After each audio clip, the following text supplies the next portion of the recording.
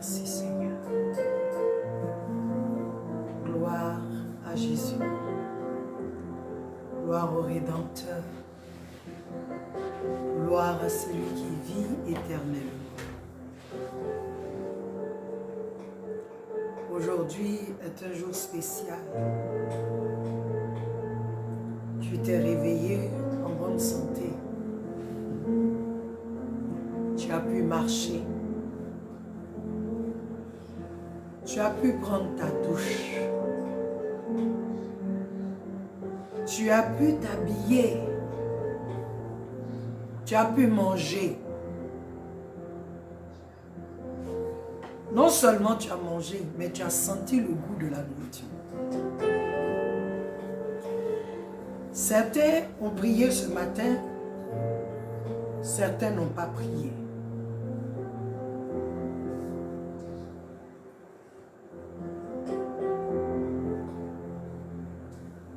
Certains sont en train de rentrer à la maison. Certains sont allés prendre un verre avec des amis. Je veux que tu saches que c'est la grâce de Dieu. Vous savez, j'étais assise et j'ai commencé à penser. Il y a des gens qui ce matin n'ont pas pu se lever. D'autres qu'on a transportés à l'hôpital. D'autres, aujourd'hui, c'est fini. Ils sont allés ou au paradis ou en enfer. Mais toi et moi, nous sommes encore là. C'est la grâce de Dieu. L'amour de Dieu. Sa bonté. Sa miséricorde qui, chaque matin, est renouvelée pour nous.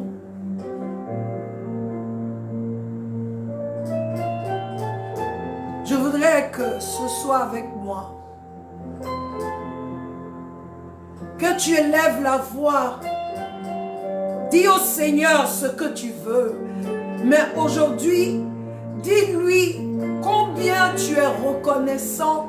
Tu es reconnaissante pour ce qu'il fait pour toi tous les jours.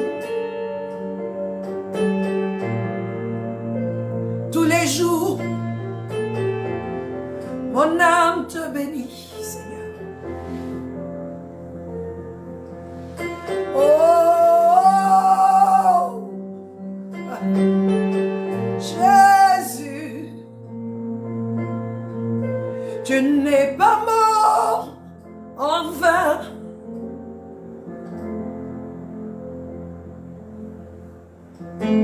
Tu n'es pas mort en vain. Tu n'es pas mort en vain.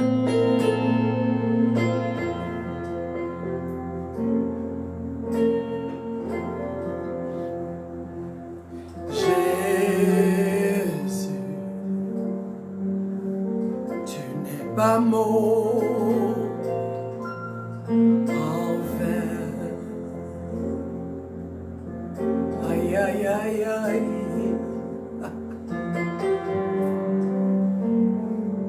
Jésus, tu n'es pas mort en vain. Ah, est-ce que tu peux lui dire qu'il n'est pas mort en vain pour toi?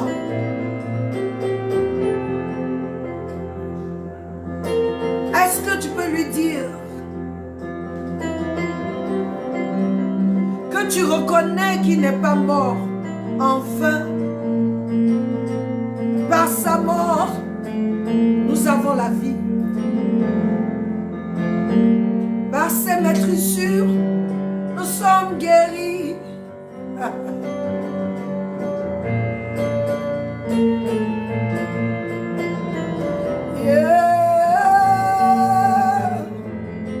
Jésus, tu n'es pas mort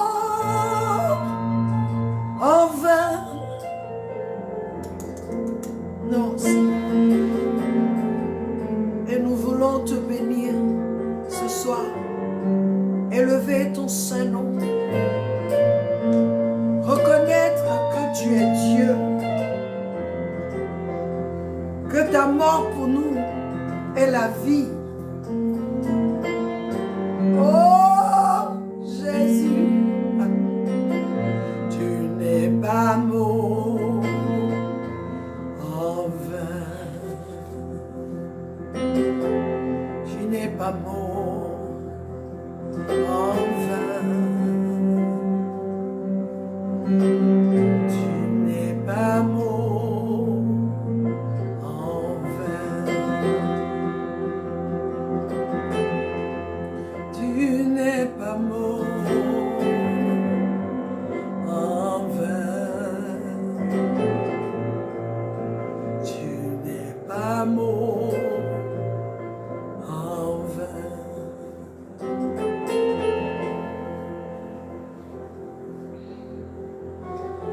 Jésus,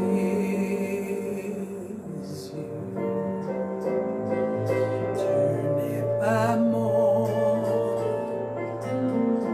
en vain. Ta mort a produit la vie chez nous. Ta mort a produit la délivrance chez nous. Ta mort a détruit ma mort. Ta mort, Seigneur, à Golgotha ce jour, m'a donné la vie. Oh Jésus, je veux le déclarer et le proclamer, que tu n'es pas mort en vain. Kalerosi Bahut. Yes, Seigneur. Ah, ah. Tu es Dieu. Je veux dire à quelqu'un, la mort de Jésus n'a pas été en vain, et qu'elle ne soit pas vaine dans ta vie. Que la mort de Jésus produise ce fruit en toi, la joie, la marche dans la crainte de Dieu.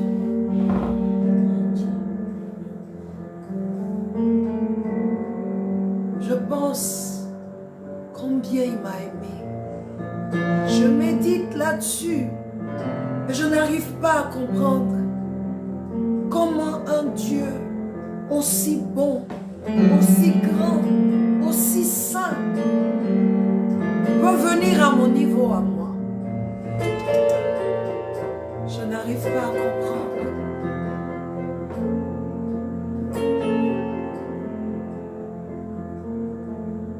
J'ai regardé mon âge et j'ai voulu savoir combien, ça fait combien de temps que je suis en Christ. Et le fait de savoir que le nombre d'années que j'ai passé en Christ est au-delà de ce que j'ai passé sans lui, peuple de Dieu, mon cœur s'est réjoui. Si je pouvais aller en arrière, ramener toutes ces années et les lui donner.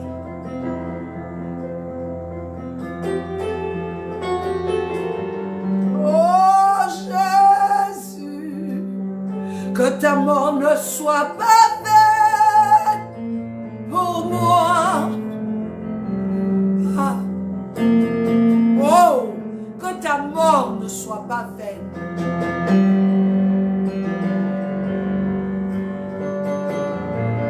Béni sois-tu, Seigneur.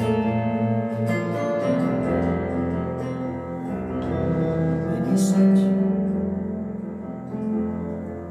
Je n'ai pas les mots qu'il faut pour lui dire combien je suis reconnaissante pour ce qu'il a fait pour moi et ce qu'il continue de faire.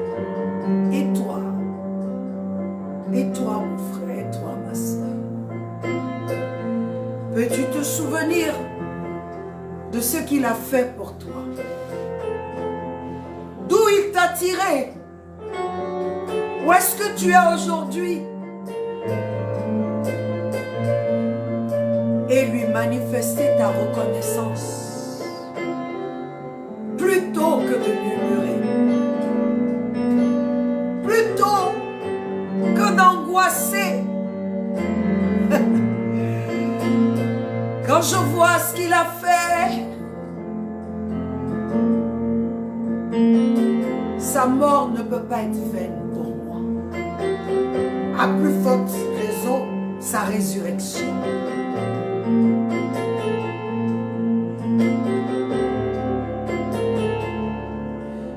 Jésus,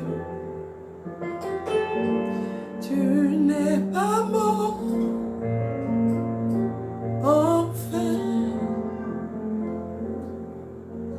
Est-ce que tu peux dire ça? Tu n'es pas mort en vain pour moi. Ma vie va montrer que tu n'es pas mort en vain. Ma vie va montrer que tu n'es pas mort en vain. Mon attitude va montrer que tu n'es pas mort en vain pour moi.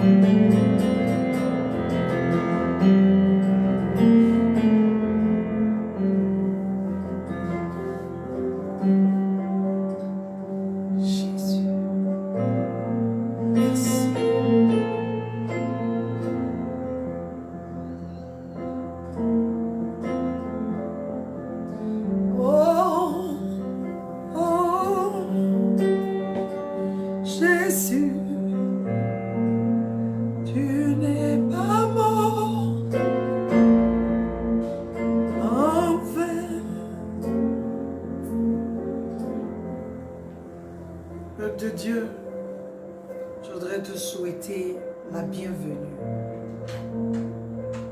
La bienvenue ce soir sur notre plateforme, une autre dimension avec Christ.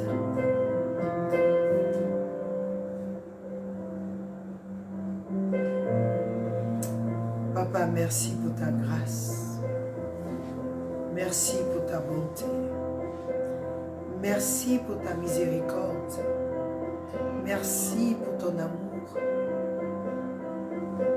incommensurable, insondable, incompréhensible.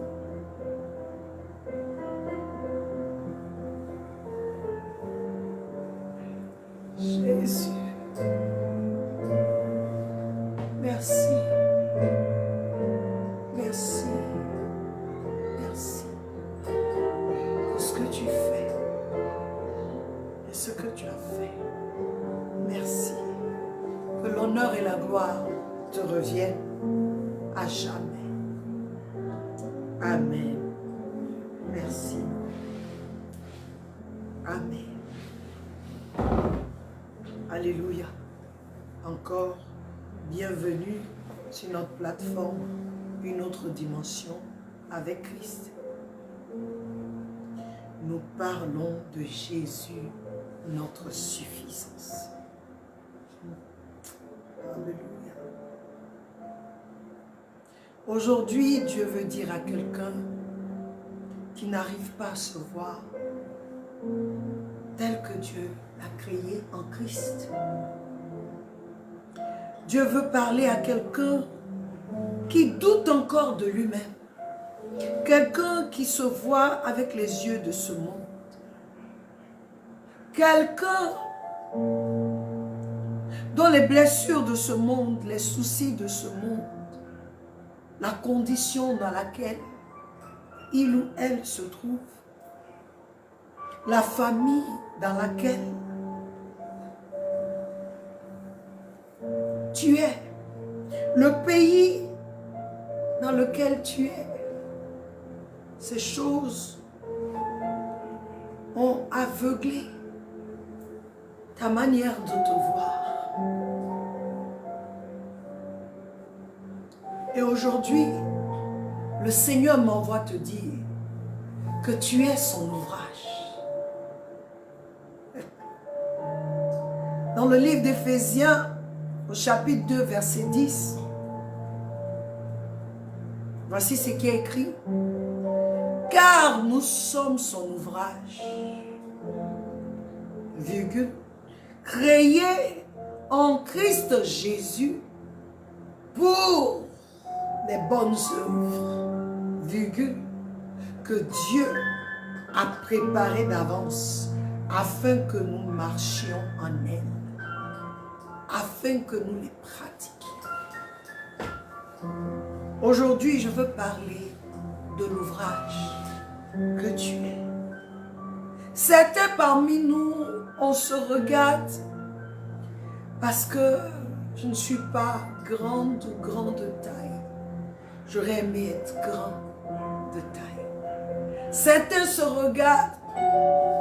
Oh, je voudrais être clair de peau. Et on ne se voit plus.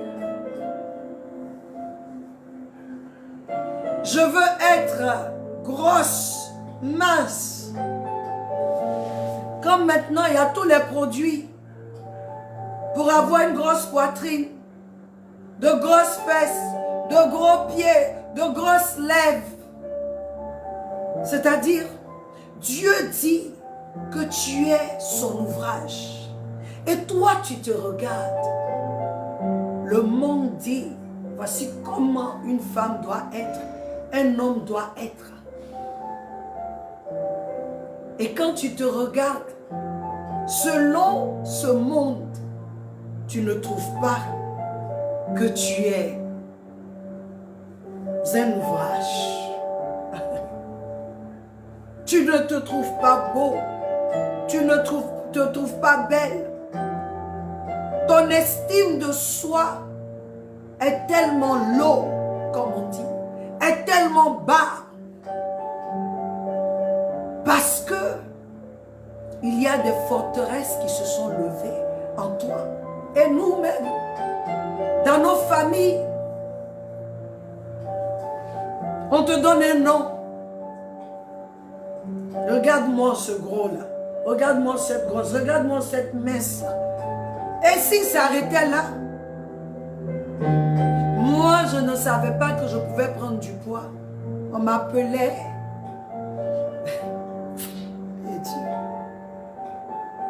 j'ai un oncle qui m'avait surnommé Congé, qui veut dire pentade. Tellement j'étais mince.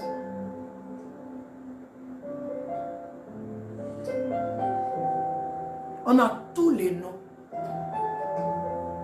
Certains parents, on insulte nos enfants. Tu es trop bête. Moi-même, je suis dedans. Quand ils sont en train de déconner. C'est-à-dire, on a des paroles qui blessent. Et si nous, les parents, on n'arrive pas à dire, ou les proches, on dit des mots sur nos proches, nos enfants, ça les conditionne. Ils grandissent avec un manque d'assurance. Mais je viens te dire, quelle que soit la manière dont ou la source de cette estime, cette mauvaise estime que tu as de toi, le Seigneur m'envoie te dire en ce jour que tu es son ouvrage. Certains ont dit tu ne vas rien faire dans la vie. Tu n'es rien. Tu vaux rien.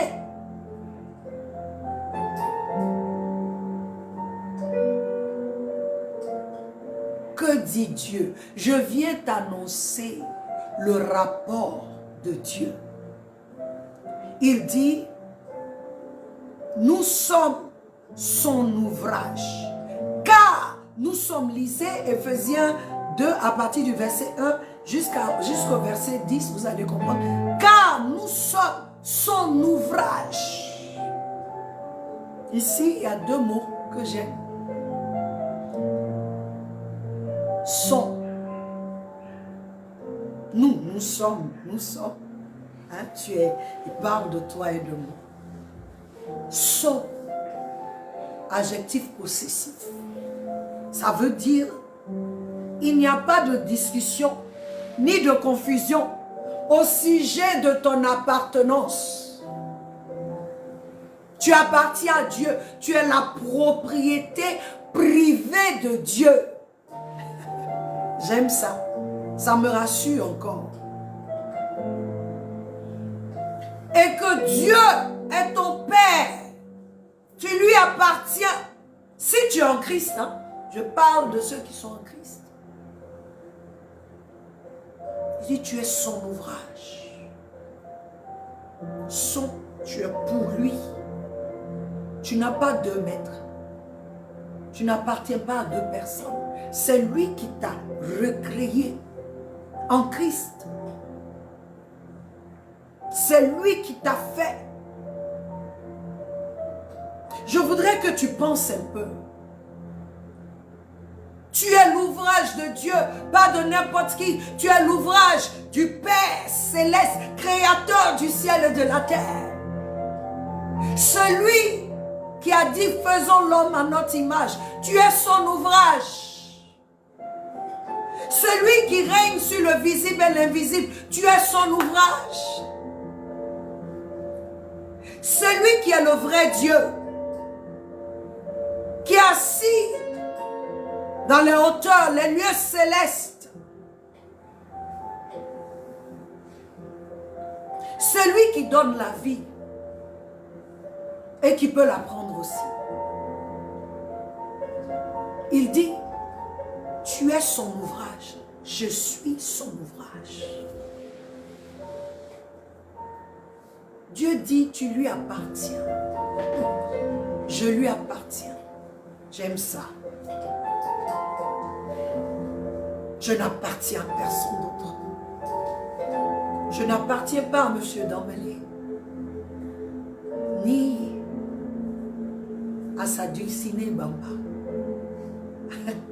J'appartiens à Dieu. Parce que je suis en Christ. Parce que tu es en Christ. La famille où tu te trouves, tu ne lui appartiens pas. Tu n'appartiens pas à cette condition de vie.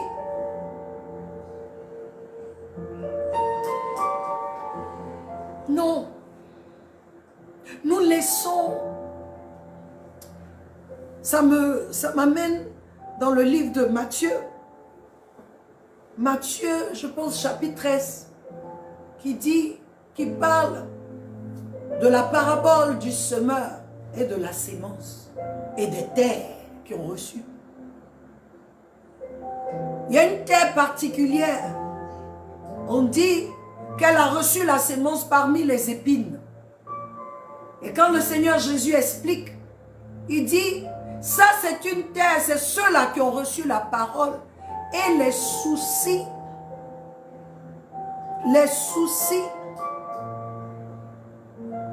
et la tromperie, la séduction de la richesse ont étouffé cette parole. C'est-à-dire, le rapport de Dieu, qui tu es, a été étouffé par les choses de la vie. Je viens te rappeler, tu es l'ouvrage de Dieu. Ne laisse rien t'aveugler.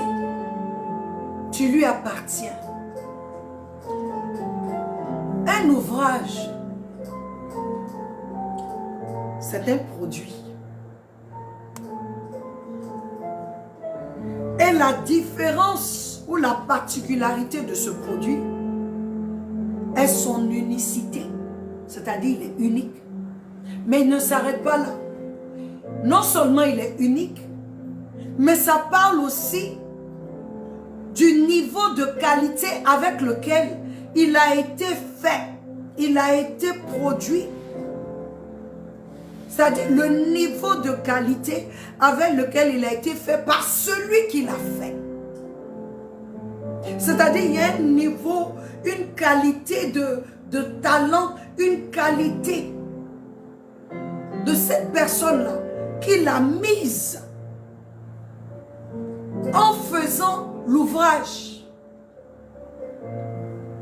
Et je ne sais pas si tu connais la Joconde. On parle du tableau Mona Lisa. Un tableau qui a été fait en 1503. On parle de ce tableau. Il est unique, ce tableau. Et ce tableau est gardé, je vous dis, dans un musée à Louvre. Il est à Louvre où les gens vont de partout pour regarder. Je regarde, moi je ne vois pas grand chose. Mais c'est un tableau qui est unique. Et on t'explique pourquoi. À cause du sourire de la personne qu'on a, je ne dirais dessiné.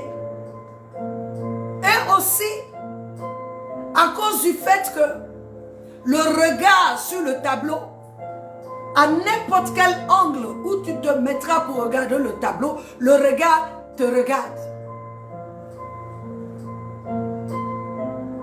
C'est-à-dire, ce tableau, le monde,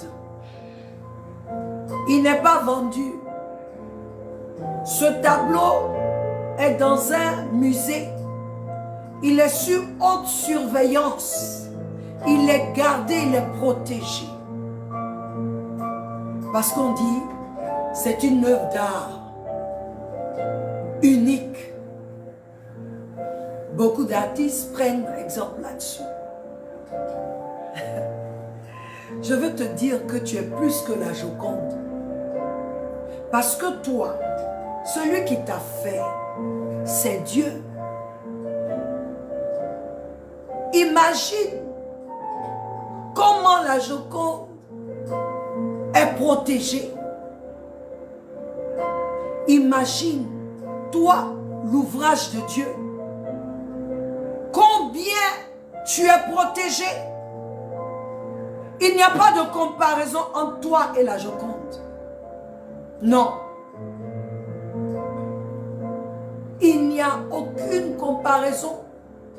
L'œuvre d'art que tu es, le chef-d'œuvre que tu es, est inégalable.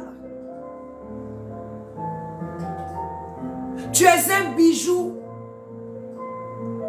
Et Dieu ne t'a pas mis dans un musée. Il t'a laissé sur la terre des hommes, afin que les hommes admirent. Lorsqu'on regarde un tableau, le tableau explique quelque chose, raconte quelque chose. C'est comme un livre. Toi, tu es comme un livre. Dieu t'a créé.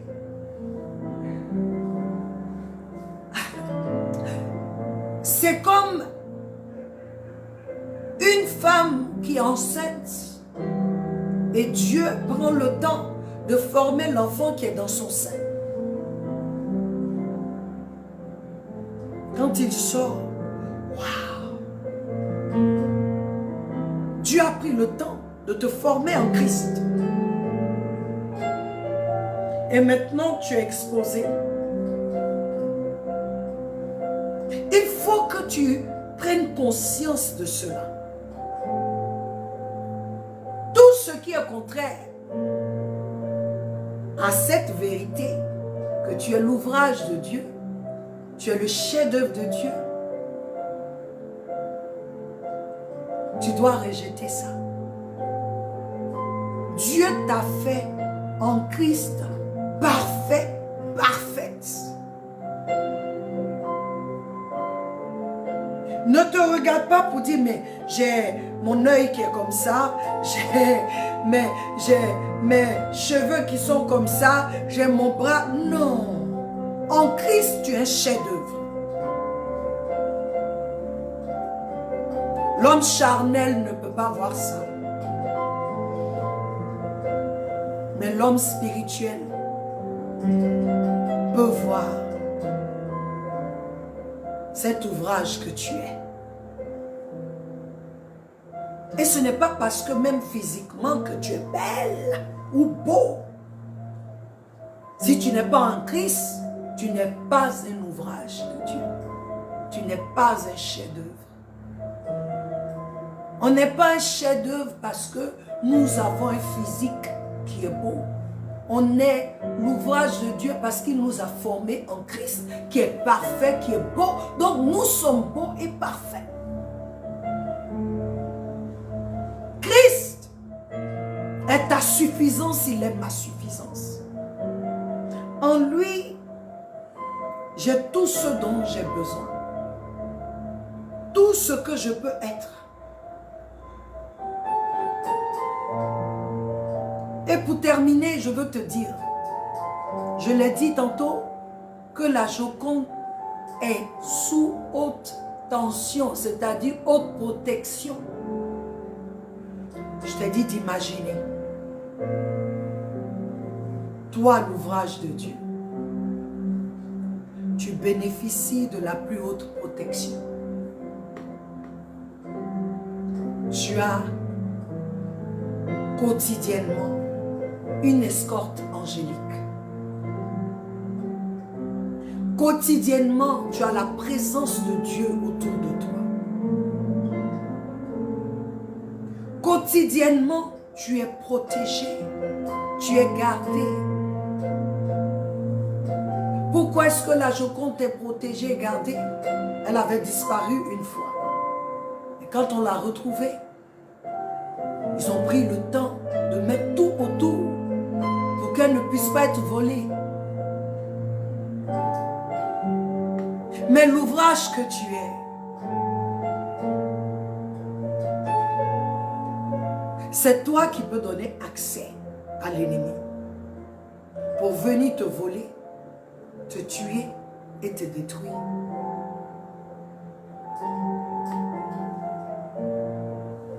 Pourquoi? Parce que tu as encore des problèmes à comprendre que tu es l'ouvrage de Dieu. Tu es le produit fini de Dieu. Tu es, en anglais on dit, the workmanship. C'est-à-dire, ça parle de la qualité du travailleur. Son talent et la qualité de son talent qu'il met dans le produit qu'il fait. Dieu a pris le temps de te former et il est en train de toujours nous former en Christ. Si tu prends conscience de qui tu es, si tu prends conscience que tu as de la valeur, que tu n'es pas n'importe qui, si tu prends conscience de cela et que tu marches dans cette vérité, que tu commences à te voir comme l'ouvrage de Dieu, tu verras que ce que tu ressens intérieurement commencera à se manifester extérieurement. Les gens te verront et poseront des questions. Qu'est-ce que tu fais maintenant? Qu'est-ce qui t'arrive? Tu as changé. Les gens te verront toujours dans la même condition de vie, mais ils te voient un homme changé, une femme changée. Les gens te verront dans la même famille, mais ils te verront un homme changé, une femme changée. Le Seigneur m'envoie te dire que tu es son ouvrage, tu lui appartiens et c'est lui qui t'a fait.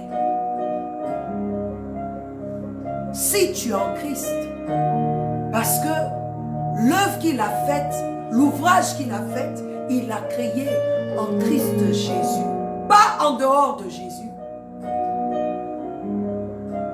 En Christ, nous sommes complets. Nous avons tout, nous sommes parfaits. Tu es l'ouvrage de Dieu. Ne l'oublie pas. Je ne sais pas qu'est-ce qu'on a fait ou qu'est-ce qu'on a dit, quel comportement on a eu, quelle attitude, qu'est-ce qui s'est passé pour qu'au-dedans de toi-même, tu sois mort ou morte. Au-dedans de toi-même, tu ne te vois pas comme Dieu te voit. Il me dit de te dire, aujourd'hui, renonce à ce mensonge et accepte la vérité. Que tu es son ouvrage. Tu es son ouvrage. Tu es sa propriété. Tu es sa propriété. Tu n'es pas seul. Si tu te sens seul, tu n'es pas seul. Tu as un Père. Si tu sens que ta vie est vide, rapproche-toi de ton Seigneur. Va dans le sanctuaire. Il n'est pas mort en vain. Non. Sa mort a établi des choses. Sa résurrection a établi des choses pour toi et moi. Tu es cette nouvelle création, créature, une race nouvelle.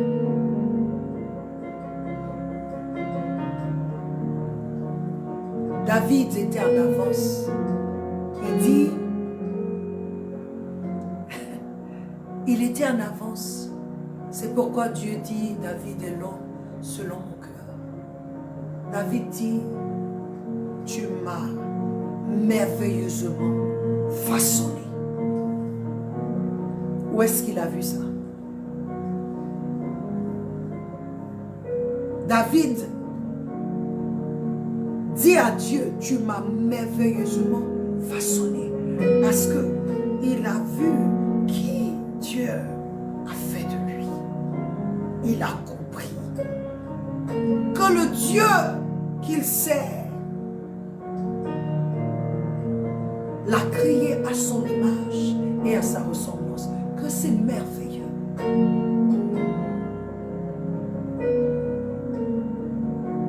Aujourd'hui, je veux que tu te lèves.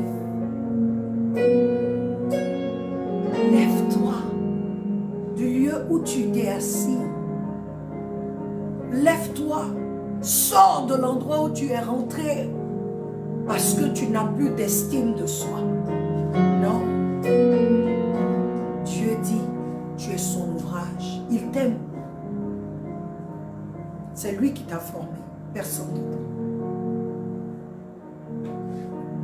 Que tu sois grosse, gros, grand, mince, que tu aies de l'argent ou pas, c'est pas ce qui fait de toi un ouvrage.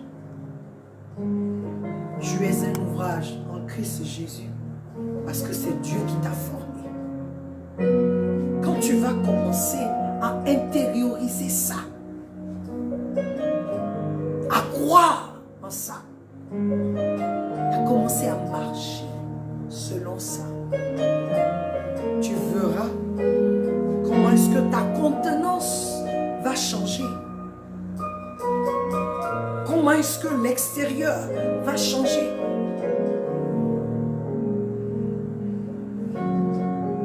Le Seigneur m'envoie te dire que tu es son ouvrage et que tu lui appartiens.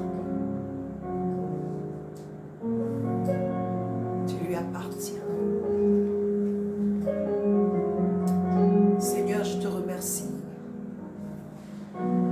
pour celle ou celui qui suit l'émission actuellement et ceux qui vont suivre. Tu sais à qui tu envoies cette parole. Ta parole vient pour nous guérir.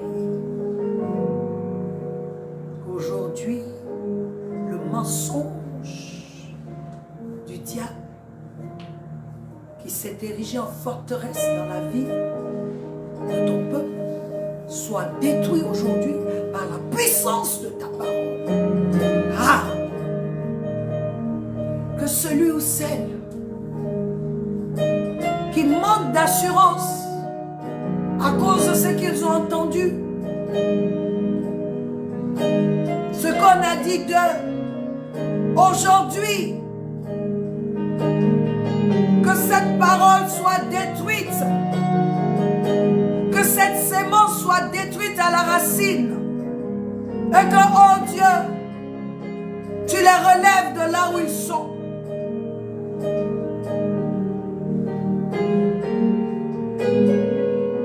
Que ton amour soit palpable aujourd'hui pour quelqu'un.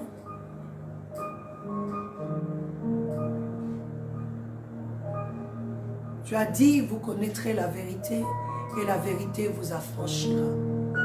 Je prie que la vérité de ta parole affranchisse aujourd'hui mon frère, ma soeur,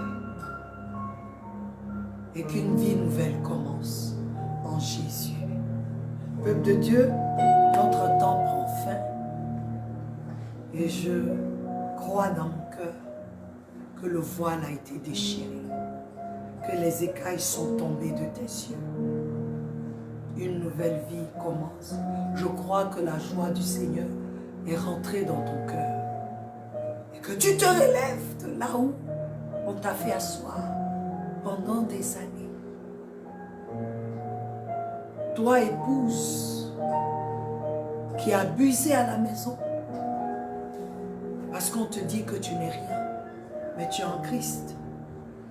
Toi, époux, qui a abusé, parce que tu n'as pas les moyens qu'il faut, je viens te dire, il est temps que tu te lèves, que tu crois que tu es l'ouvrage de Dieu et les choses autour de toi vont changer. Soyez bénis. N'oubliez pas, je vous aime et Jésus vous aime plus. À samedi prochain. Amen.